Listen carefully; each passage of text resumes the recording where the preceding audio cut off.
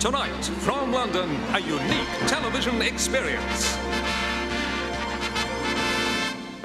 For the first time, leading personalities from the theatre, television, sport, politics and Fleet Street have gathered for an audience with Dame Edna Everage. And among those present for this glittering occasion are Joanna Lumley, Ted Moult, Marjorie Proulx, Tessa Wyatt, Susie Quattro, the Marquis of Bath, Jill Gascoigne, John Conte, and Hazel O'Connor.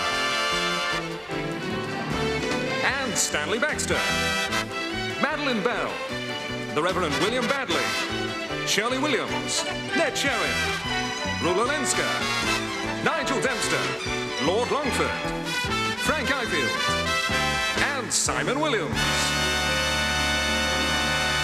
And now, ladies and gentlemen, the Barry Humphries Conglomerate and London Weekend Television proudly present the First Lady of World Theatre, Melbourne housewife, mother and megastar, Dame Edna Everage.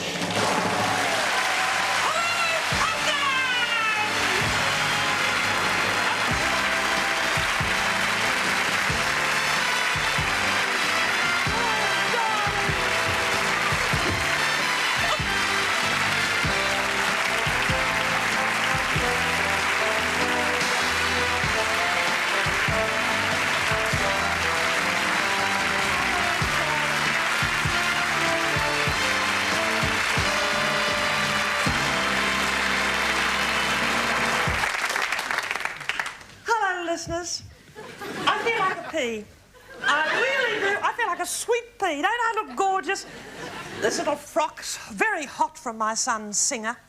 He designed it himself. Still a few little pins in it, as a matter of fact. But it is gorgeous and soft and summery and chiffony, no matter what time of the year or in what part of this funny old war-torn world of ours you're living in at the moment. I know that a lot of you, particularly in the studio audience, are wondering what the dickens you're here for tonight.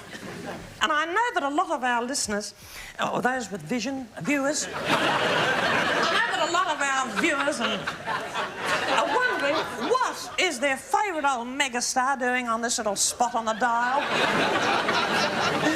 What's our lovely Dame Edna doing on this channel, you're wondering? And the reason is very, very simple. I spend a lot of time being a modern person in meetings. I'm always in a meeting. When I have people ring, I just say I'm in a meeting. I was in a meeting the other day with some of my, what are they called? Little people, little consultants, my little marketing people. And they came up with some pretty spooky statistics. They said to me, you know, you don't just appeal to discriminating and discerning people, Dame Edna. They said, you also appeal to people like London Weekend viewers. And I thought to myself, I must make myself available. I must heed the statistics of my market research people. And that's why I'm here. I'm making myself quite simply available and accessible.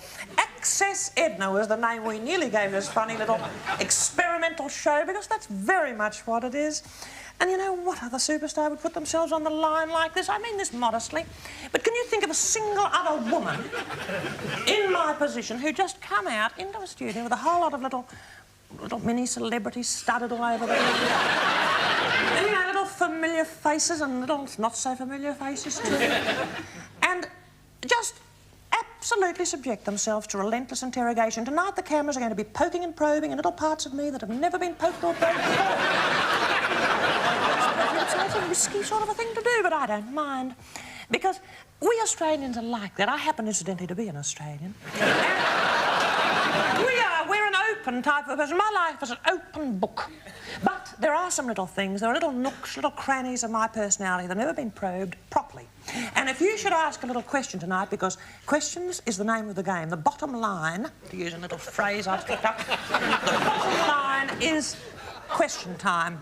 And you might just ask a key question here tonight that could unleash, goodness me, disclosures. There are going to be some bombshells. There are little things I've been hoarding away, and I thought I'd never be telling them, but I've got a feeling I'm going to be tonight. I have little, almost, horrible things,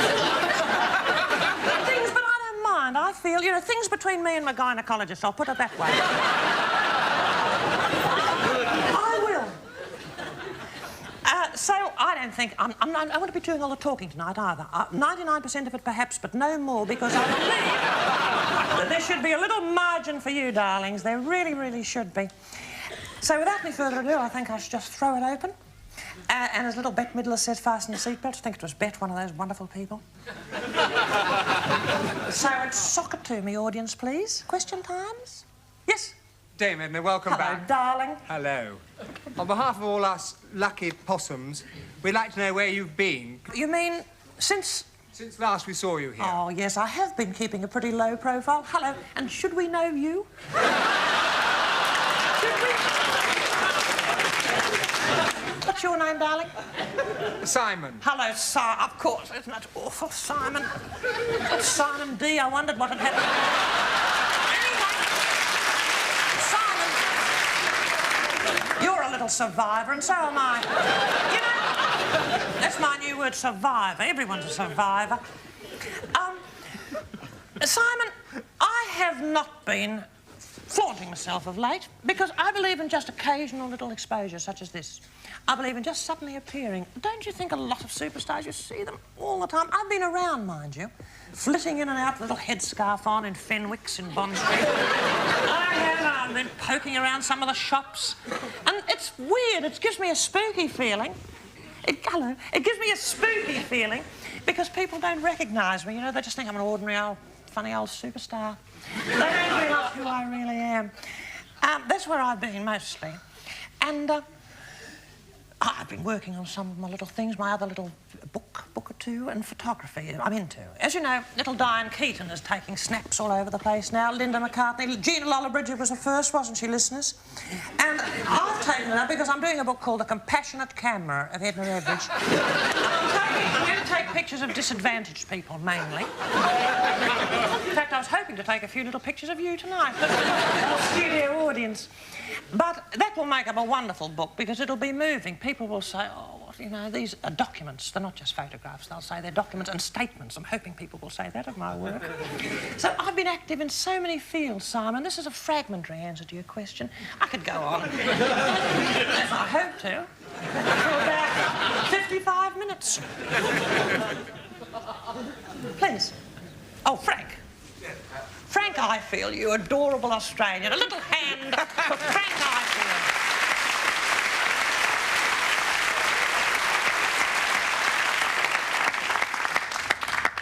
Your ladyship, can I call you Edna? Frank, yes, of course you know. That's all right. You can. It's informal, isn't it? We've all heard you sing, and we've all been astounded by it. And I was just wondering, two questions, in fact: who taught you to sing, and whether you got your money back?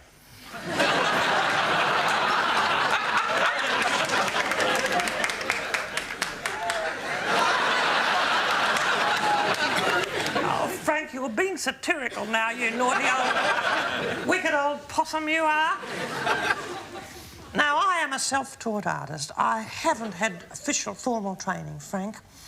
I won many years ago in the 1950s in Melbourne, where I come from, which is a gorgeous little place. You know it, Frank. Oh, I know well. I won the Lovely Mother Quest, and it was not a singing thing. It was just a naturalness. It was an award for naturalness. And I think I'd still, and I say this, I hope not without too much conceit, I think I could still win it. Because I'm a natural person. I am. I'm a very, very natural, straightforward sort of a person. And I think some people can learn to sing, but mine is a totally untrained voice. And I know, I see you looking at me with disbelief, Frank, but it is an untrained voice. The very first time you sang, though, I mean, did you... Is this the third question, Frank? No.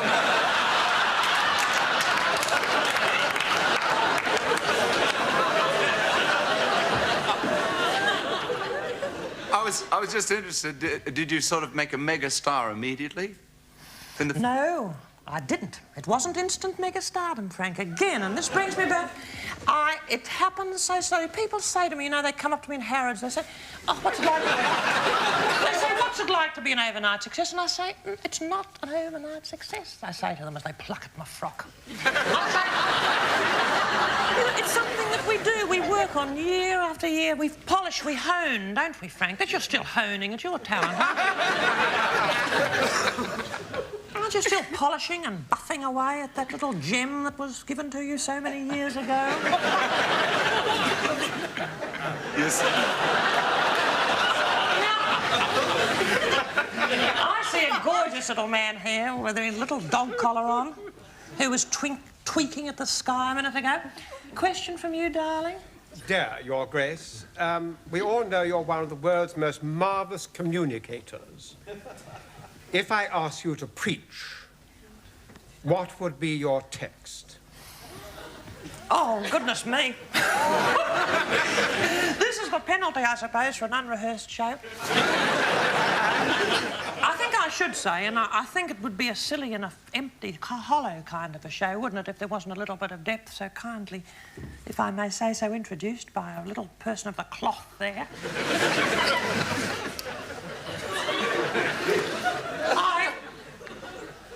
I've got a little text. I don't know what part of the Bible it's from, but I think it's something like... I translated from the Greek. I think it is... No. I think it's... Oh, Lord, when I get to the end of my tether, I hope you're at the other end. And that's what I... You know, that's a favourite. That's been a... It has been such a comfort to me. Little Russell Harkins here, by the way. Notice I don't know where to associate you with Russell or the BBC or London Weekend. You're hopping about, aren't you? You little bit of a maverick, but you're keeping your foot in both camps, which I think is a very... Don't you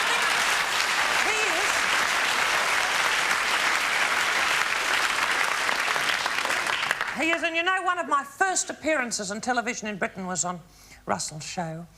And he's got a lovely way with it. A lot of people don't get the point of view. But I do. I do. Because it's funny this not getting the point of people. Don't you think? Not getting the point of people. You know, there's no two ways about it. There's plenty of people who don't get the point of me. Not plenty. Hardly any, as a matter of fact. I don't get the point of view. Luckily, isn't it people you don't care for particularly? Generally speaking, don't care much for you either. And I think that's one of the funny little things that helps us get by in this silly old world of ours. I'll edit that little bit out, but because it's a little too philosophical. Yes, the fat man. I know that face of yours too, don't I? I don't know.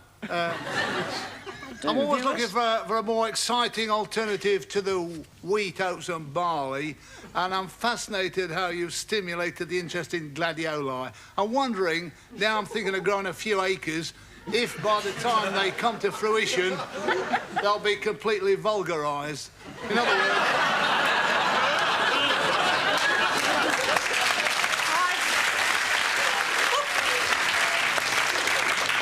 Oh, darling. I don't think so. Do you know, I've had letters from people saying, florists saying, that people have stopped buying gladdies and sending them to hospitals. Because I have them in my wonderful shows, they're inclined to think there's something wrong with them. Isn't that a funny way of thinking? It really is, isn't it?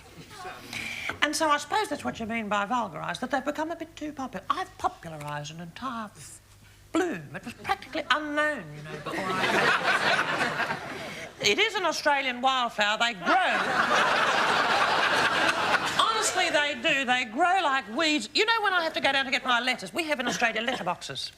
At the end of our little front, we have beautiful... So we don't have... Our houses aren't all joined together to stop them falling over. Like yours. We have lovely front gardens with lovely paths. And at the end of the path, there's a little Conti. I can see him over there. You adorable tinted person. Now, I've never seen him with his clothes on.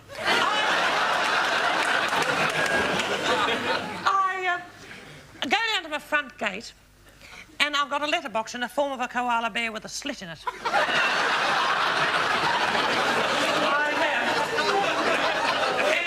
To see if there's any male little offers and counter offers, you know, little London What's Name television, all these people clamouring, Arts Council begging me to take over this and that. And I have to hack my way through a forest of gladdies, I do, because overnight they grow up. I feel like the Sleeping Beauty surrounded by these things. I don't know how you'd grow them. You've probably got green thumbs or whatever. I thought there was a secret language which I don't know about. Well, there is. I think you've got to love a flower. Just as you've got to... If anything's going to grow, if anything's going to prosper, I think even a little relationship with an audience, I think there's got to be the feeling of a certain amount of warmth and niceness about it, don't you? I think niceness is the bottom line. It is. It's the name of the game, isn't it, Your Grace? I think it is. I really do. I think it is. And flowers feel it. I know that. I've seen glads giving me a funny old-fashioned look when I have when I've not been in the mood for them. I'm not always in... Look, I've got alternative flowers here. I never thought that'd happen. Trust London Weekend to get it a bit wrong. Incidentally, don't you love this set, viewers? Apparently it's based on Mussolini's lounge room, I believe.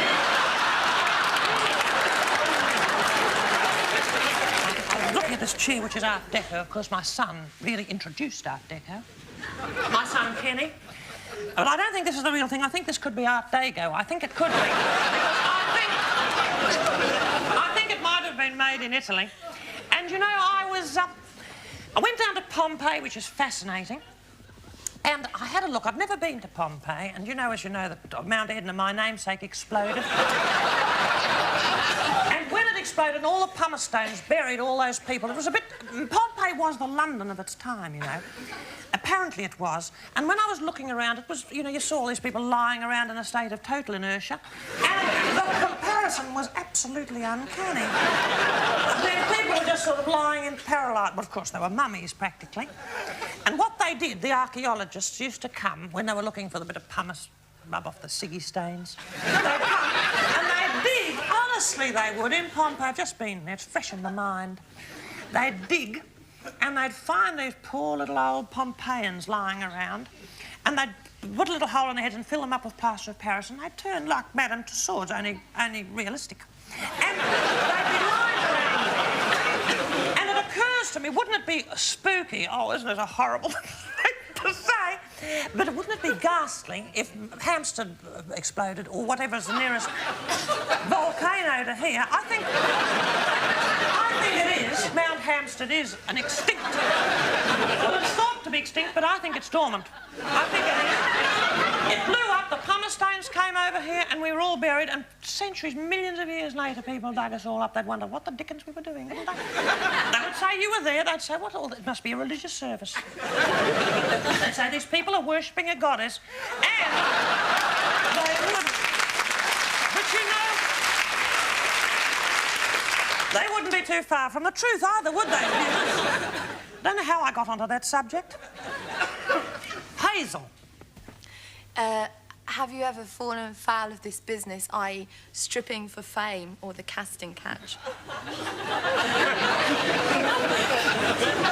Stripping for fame? Well, look, I have been approached. A person did approach me.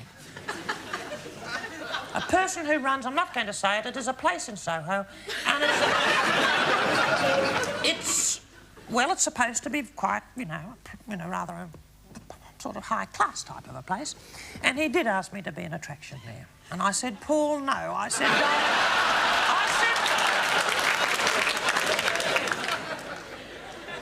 I have a mind, I have a body, and I try to keep them as far apart as possible. Dame Edna, following on from your last question, it's quite obvious to all of us that you're in amazing physical shape. I'd just like to know how it is that you manage it. I mean, do you play ping pong or do you play tennis or what do you do? Windsurf. I do. I love windsurfing and I can do it in the Dorchester. All I do is stand there in a negligee and turn on the hairdryer. I do. You can get the illusion of it. Depending, I mean, you can put the hairdryer more or less wherever you like. You can. And believe me, ladies, it is absolutely. I mean, it beats standing on your head in the ladies' room. So I hate those things you've got to nudge with your elbow, don't you? Mind you, I think they're better than towels. I think they're better than those yucky old roller towels, don't you? Don't you hate it when you have to go into the bathroom, as the Americans call it? And don't you hate it when you have to pop in there and there's a towel, one of those roller machines, Lord Longford. And you've probably got them in the House of Lords, and you go in there and it's a horrible, squidged up thing, all black, and you don't want to use it. You go out with your hands dripping instead, and someone immediately wants to shake your hand or something. And you've just come out of there and they wonder what the dickens it is.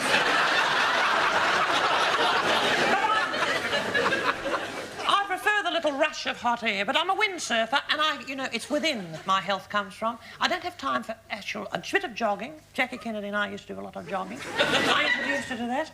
But that's about all. I've got a bicycle in my little bathroom, and I do a little bit of that, but I've neglected it slightly of late. Let's have a commercial break.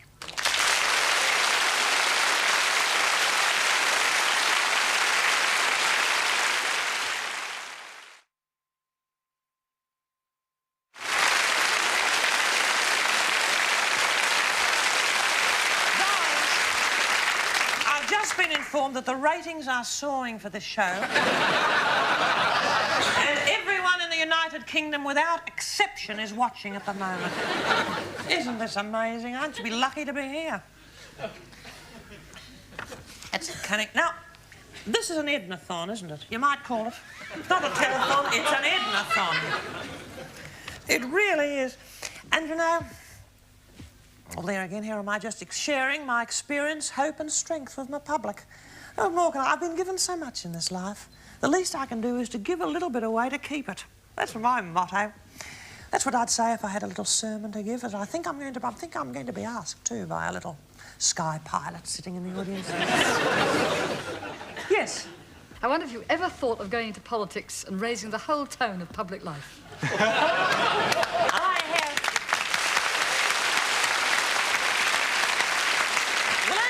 You've got the Iron Lady in power in England at the moment. I'm more or less the aluminium lady, you could call me. Or the Formica lady, perhaps. Because though I'm tough, I'm a little bit of softness about me, and I think I'm a bit too soft and a little bit too caring. I think a little bit too soft, a little bit too caring to go into that hard old world of politics. In my job, you see, I have to be aloof from politics. So many people model themselves on me. I see women in the street. It's almost like I think, oh, what's that mirror doing there? It's women. Not always women either.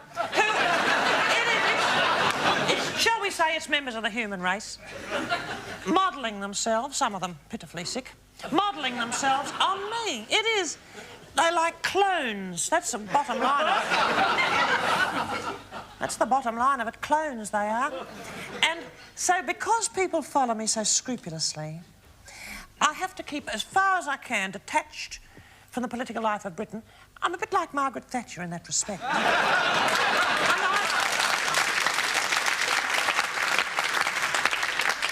But I'd be called in for an emergency. I would. I'd be a bit like sort of a Kissinger figure in the background, and people would say, oh, I bet Dame Edna was behind that bit of legislation. You know? Oh. Yes, Squirrel. Oh, Lord Bath. Yes, darling. Dame Edna, as you may remember, about 2 years ago, we visited that wonderful country, Australia, and had the privilege of seeing you in your show. I was just felt, though, however, that, how could I put it, that members of the aristocracy and stately homes were rather thin on the ground.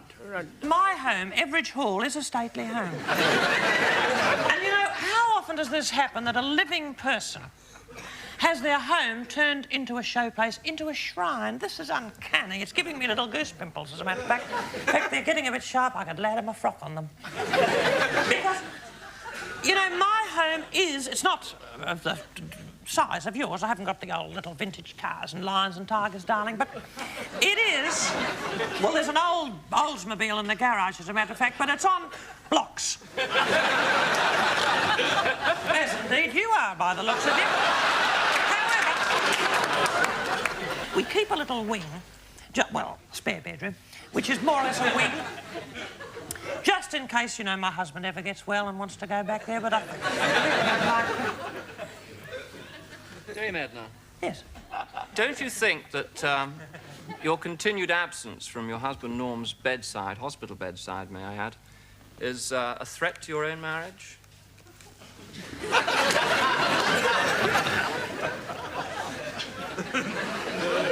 You know, when I said I wanted any question you cared to ask me.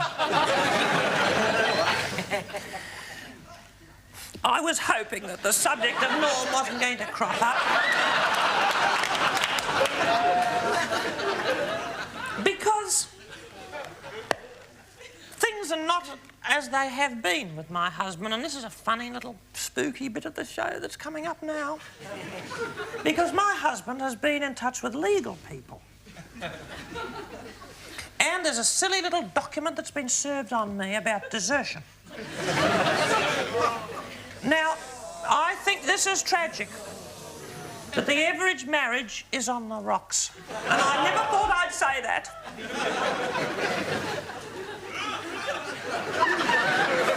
Given that man everything. A silicon chip prostate. He has. I've pumped money and... I've pumped money into that man. The drip, even his bedside, even his saline drippers from Asprey's. It is. I've done everything I can for Norm. The top medical people have been prodding away at him for years. And, you know, he's a lot more mobile than he has made out to me. Of course, I put him on the telex machine. He can contact me any time he likes. Well, he can't, actually, but I can contact him. And I'm in touch with the sister, and that's, I'm afraid, what probably the main trouble is, because my husband has fallen into the hands of an unscrupulous woman. And I can say this now because I know he hasn't got the telly at his present condition. Nurse Thelma Younghusband is the person who's mainly in charge of the things that happen to my husband at the moment. And she is working on old Norm, and she's been working on his mind. He's a tool in her hands, I can tell you that, Russell. My husband is every night at blanket bath time she works on that man. She's been poisoning his mind against me, and she's been making him write a book. And I hope I hope we can repair this terrible rift, because I'm not, particularly in the present state, because I'm expecting a menopause baby. I have to elaborate that, because I don't want you looking at my figure. It's not going to happen that way. I was in the States and I realised there's got some sort of a bank, a celebrity sperm bank you can go to. Isn't that a horrible thought? But it's true. And you could go there, you could have a Nobel Prize winner's kiddie. Or indeed you could have Warren Beatty's kiddie. Mind you, everyone's had that. However, you could. The fact of the matter is that I was toying with the idea of having this little creature, you know, and I thought it can all be done scientifically. You don't have to change my frocks or anything like that. It's all happening in the laboratories, and they're just going to thrust it into my hand, and there'll be a little bit of publicity. I'll be popping up in little Nigel's column. Hello, darling. I just saw little Nigel then. So let's hope all this works out. But I do object to something that appeared in one of your columns recently about me and my hairdresser on the Costa Smeralda. I feel I should say this, because I've always liked you. I know you're a little fellow Australian. You've worked and schemed to get a few little connections over here.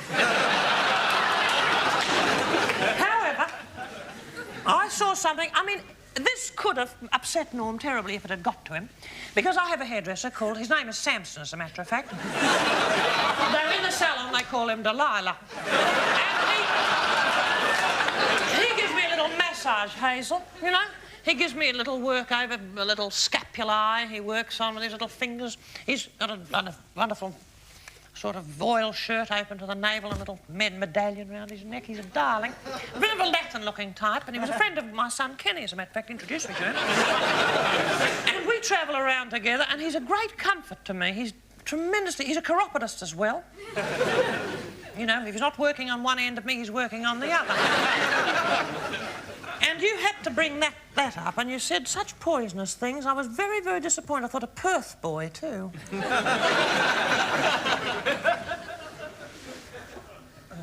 Darling, yes, little boy there. Dame Edna, do you watch Dallas? Dallas watches me. Hello, Russell Harty. You've thrown... Dame Edna, you've thrown me into some confusion by the use of the word menopause and a menopause baby, because when you were first on my show... I shocked a lot of people. Yes. But when you were first on my show and nobody knew who you were, you did sort of perspire...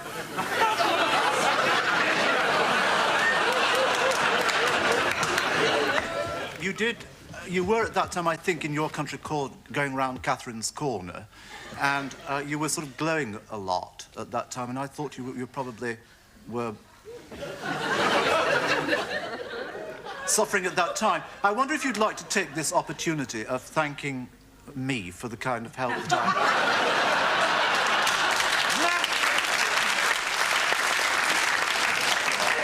It's no show without punch, is it, Russell Harvey? I heard you complaining in the paper the other day that London Weekend hadn't given you a farewell present. You're into gratitude in a big way, aren't you, darling? You expect thanks for everything. Well, I did thank him, didn't I, viewers? I did thank him. I did say thank you to you, Russell, for doing that little show. You probably were so busy thinking of your question you didn't even hear me. I don't know about those references to something that happens to wee women folk. Did you think that was tasteful? I didn't. I mean, I think there are ways of talking about our processes and our drives and our juices, and there are ways you don't. I'm sorry. Am I old-fashioned? I think I might be. Lord Longford. Well, would you agree we ought to take a much tougher line with pornography? Well, I have so little to do with it, Lord Longford. I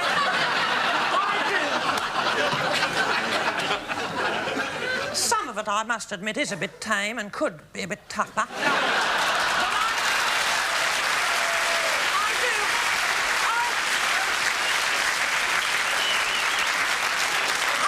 This macho thing that I've got into now. You know, my little hairdresser has introduced me to a way of life I never thought was possible.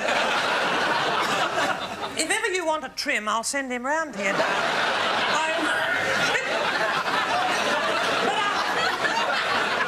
In Australia, of course, we don't have a problem with it because it's not there. People don't even know about it. They don't need it. They've got the kangaroos and They have Dame Nature all the time, you know, just in their back gardens. They just look out the window and they can, you know, they're free to see it. It's very difficult to censor that type of thing. Yes, a pretty little lass. Hello, darling. Aren't you pretty as a picture? Thank you. Oh, I love your little karate chops, too. Dame Edna, I believe one of your sons is married. How do you get on with your daughter-in-law? I don't. I should say this, and I don't mean this uncharitably, Your Grace. Joylene lives in England. She lives in a part which viewers probably watching this in Germany or in Japan won't know what I'm talking about, but... Or in a space capsule. If this goes in a time capsule, people aren't going to know what dickens we're talking about at all. They'll know me. They'll know who I am from old coins and things. My daughter-in-law, Joylene, lives in a suburb called Clapham. Now, she thinks it's fashionable. It's pitiful, really. She's waiting for it to become fashionable. She's an old woman, I think, before that ever happens. She's into a thing called high-tech. Have you ever heard of that? High-tech is when you leave all your conduits exposed. She's got an old manhole cover as a butter dish. Isn't that pathetic? She does. She has her breakfast off a bit of galvanised iron. You know those things outside skyscrapers which painters travel up and down on? They pull out the staircase and you go up and down on that. Someone pulls a chain and they all wear crash helmets. It's called high-tech. It's pitiful, honestly. Give me old Art Deco any day of the week. But she's there with a little hitachi. That's what they call it, a little hibachi, like a barbecue. And on a little patio, the smell of her T-bones wafting over the underprivileged fences of Clapham. And, you know, she's so superior with me, that girl. It's, of course, I suppose it's difficult marrying a superstar's son. I don't want to say too much more about Joyanne because she might be watching, and she does try. She makes a pitiful effort to please me. A lot of people like her. A lot of people think she's quite attractive. I just can't see it, that's all. One more question before our little commercial break. Dame Edna, as you're one of the greatest, if not the greatest, writer of the 20th century, would you like to reveal to us what your favourite bedside reading is? Well, I love the novels of Melvyn Bragg. I really do. I see Melvyn here, who's come from Cumbria, which is a little island off the coast. Melvyn has written 112 books. Has anyone here read any of them? Has that, yes? Little boys there, don't write him off the minute, Melvin. Or we'll never catch up, will we, Possums?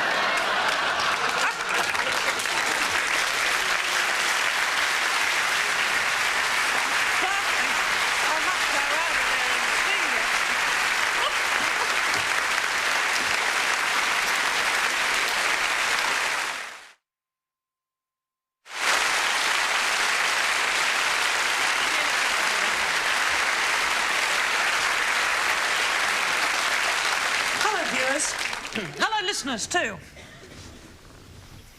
This is Dame Edna Everidge for station identification. This is not so much a show, to use an old Ned Sheeran expression. Not so much a show, but a time capsule. This is going to go into the archives. It's going to be looked at in millions of years' time.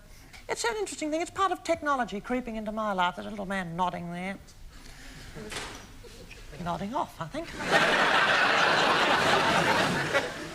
Dame Edna, in the early 60s, when you played the establishment with an audience of about 7 and only one dress, were times very hard for you then? You've got a memory like an elephant, haven't you? You know, many years ago, there was this little place called the Establishment in London. It was, what was a little cubby hole, wasn't it, designed by Sean Kenny? It was a long, narrow thing. You thought it was the passage to something, but that was it. And goodness me, what a passage to success it was, wasn't it? Because little Ned Sheeran struggled along there for many, many moons. Before he became the ubiquitous figure he is today. And David Frost, of course, started off there. And you know, it was one of my first little starting places, as you first said, and how right you are, Ned, that my following was pitifully small. Have you still got the dress? I've still got the frock, as I prefer to call it. Frock is Australian for dress. And I've still got it. And you know, as a matter of fact, the Victoria and Albert Museum, viewers, have asked for a lot of my old cossies, and they're going to have a beautiful section showing fashions, Australian women's fashions through the ages, as exemplified by my gorgeous frock set. And so just as well I didn't give them to you as you once requested. I don't forget much either, Ned. And now a question from a very adorable woman, Marjorie Proops. Hello, darling. Tell me, you must have a lot of problems in your life. Would you like to talk to me about them? Well, I have problems. I've talked about a few. I've talked about the little heartbreak with Norm, and it is a heartbreak, and I wasn't going to discuss it, but I just thought I'd let it all hang out, Marge. Yeah. I have written to you. Do you know that? I have written to you. You've answered on a number of aliases. Wombat. I'm Wombat. Did you know that?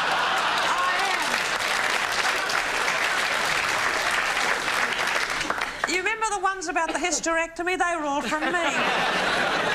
Most of my little queries you said, I think you'd better speak to your medical advisor about it. They're mainly your answers to me. But there are questions about human relationships too, Marjorie. And you know, you've got a sense of responsibility. I can tell that when I read you.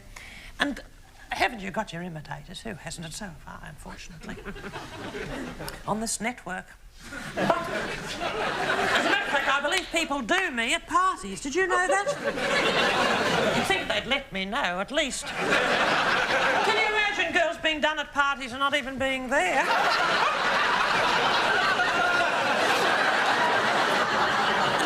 I'm very physical. I'm a very sensuous person, Marjorie. Very, very sensuous. And I have these feelings, and I've been deprived of a good deal of the physical side of marriage for a long time. I have. Wombat's never told you that, has she? But I have, and I've missed darling old Norm. And he's been there being consoled by this little hussy, this little type. And now, when I seek a little bit of consolation under the blower of a delightful hairdresser, I've been pilloried in little Nigel's poison pen column. I don't think it's fair. Anyway, Marjorie, I'm very pleased, and you are the acceptable face you are of journalism. May I say that? And you're so much sweeter than your photographs. You really are. Isn't she? Because Marjorie is grey in the photographs I've got of her. She's grey and black and with little spots all over her. But you've got lovely tonings when I see you in the flesh. And, of course, you've got the face furniture. Marjorie Proops likes the glasses, viewers. She does face furniture, I call it. And, you know, I do. I think the eyes are the window of the soul, and I think the glasses are the Venetians. I think they are. I like the Venetians. I frame my eyes. I do. I've got so many different pairs. You will favour the one style, don't you, Marge? Let's have a little spectacle swapping session, shall we? We can make a little spectacle of ourselves after the show. Apart from your menopausal baby, are there any other ambitions you still wish to fulfill? Please remember that this is hypothetical, this little kitty. I'm just toying with it. I'm thinking about it, please. Is there anything else Ambitions. you'd like to do? Yes, I've got an ambition. Does this sound a little bit arty-crafty? I'd like to be discovered by Bernard Levine. Do you know, anyone here know Bernard Levine or heard of him? He's very good. He's got a typewriter and he taps away, and he's really got the gift of words. He's a wordsmith, viewers. And he opens our eyes to things like Mahler, Chopin, and Dickens he's discovered. And, you know, he makes these wonderful discoveries. It opens our eyes to wonderful new experiences. How thankful we must be. Think of those people who must have the rights to Dickens books thinking, oh, what a relief, this little Bernard Levine's coming. Or all those shops think, we've got this terrible, look, these slow movers, these Wagner and Mahler records, how are we going to sell them? Suddenly in the paper appears a little article about, thank goodness, and then the demand starts. Of course, what's he going to discover next? That's what I want to know. Max Wall, the Beatles, probably. Oh, this little tawny creature. What's your name? Rula. What? Rula. Rula. I know you from one of the shows, don't I? Crossroads. Hello, darling. Hello, Rula. Hello. You're adorable, too, with a little hint, is it, of Polish in you? That's right, yeah. Oh, I'd love to have a bit of Pole in me. Tell me this, darling. What's the matter with these people? I was just wondering, Dame Edna, looking at your wonderful gorgeous outfit bone tonight. structure, Rula. Attractive woman. Are you attached, are you? Yes, I am. I'd love to cuddle you. I mean that in a normal and loving way. No surprise you, Lord Longford, to hear that. I was just wondering, as you're so obviously a leader in the fashion world, what your predictions are for the 80s. My predictions for the 80s in the fashion field? Well, my son, Kenny, designs most of my clothes. And as I say, this is hot off his singer. It is. It's this little sweet pea look that I introduced at the beginning of this show that you've been feasting your eyes on. And I introduced the denim look. I introduced the tennis, the sporty look, Ruler. And I love that. What's that? A sort of a it's a 20s Brillo pad. Is it? What is it? A 20s thing? It's a 20s flapper dress. It's beautiful. Does it scratch you, Ruler? No. My husband calls it my chainmail. He calls it that, does he? What an adorable sense of humour he must have. I think the family that laughs together stays together, don't you? I think so. I must say, whenever I see Norm, I burst out laughing. I think we'll be together, don't you? Don't you? Yeah! Yes, final question. Could I ask you a question about Australian sportsmen? Because you must know so many over the years of the great Australian sportsmen. Why are they so successful and so prominent? What's their secret? I think it's the food, the open-air life, the juicy steaks, the diet, the sunshine, and the total absence of any kind of intellectual distractions. And now, I'm going... Sorry, Australia! I didn't mean to say that. That was me. Please, please. That was me being a bit satirical. I didn't mean that a bit. You know it too, don't you? Rula Lenska, an adorable little Pole, if ever I saw one.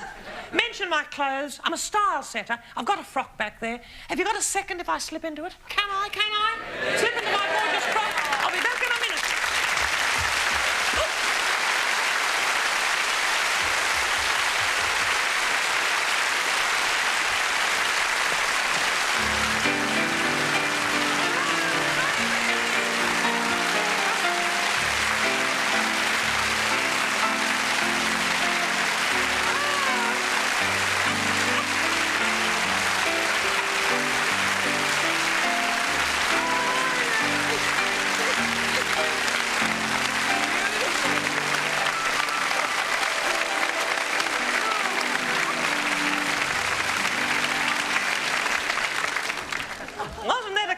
strange ruler.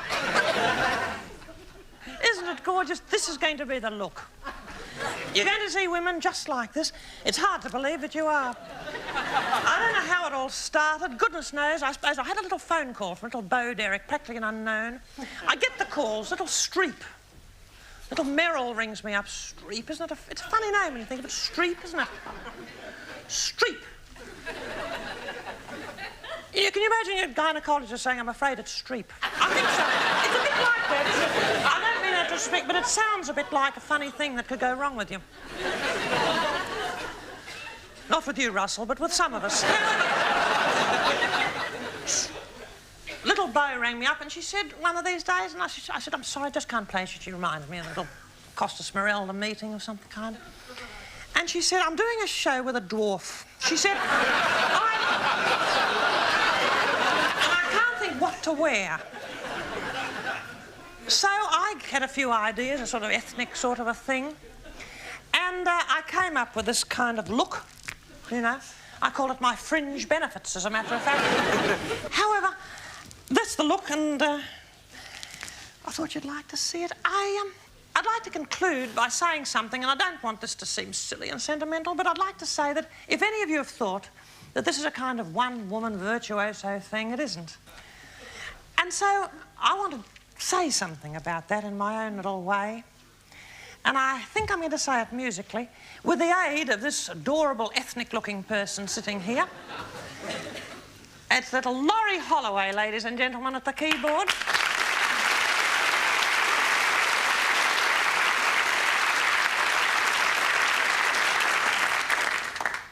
Thank you, darling.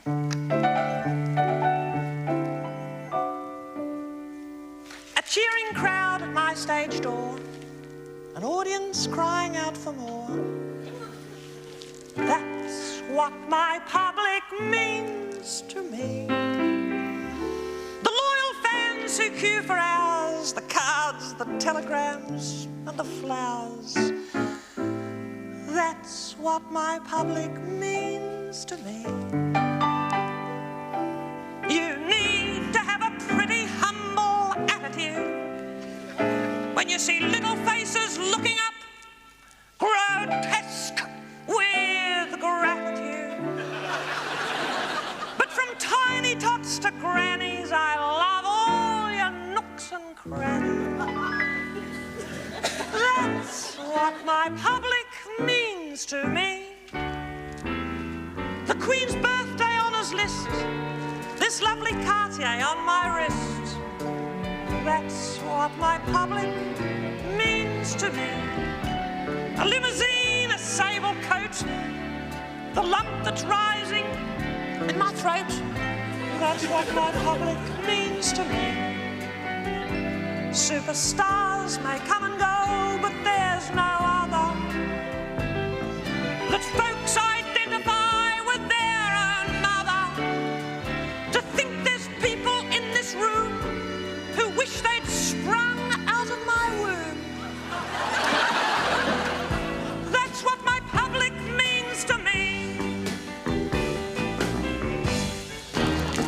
The David Hockneys on the wall, the royal visitors who call. That's what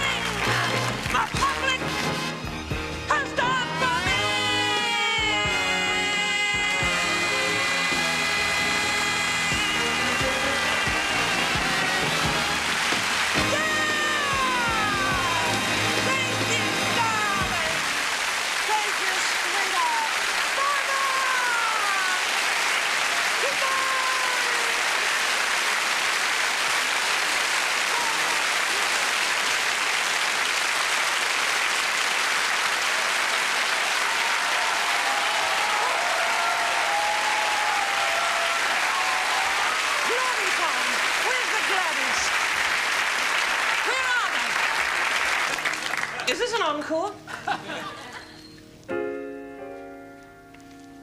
Now the time has come to part. There's an ache inside my heart. That's what my public do to me. Though little gnolls squirt their poison, I can feel my eyelids moisten, 'cause I know that my public still stays true to me. I may be born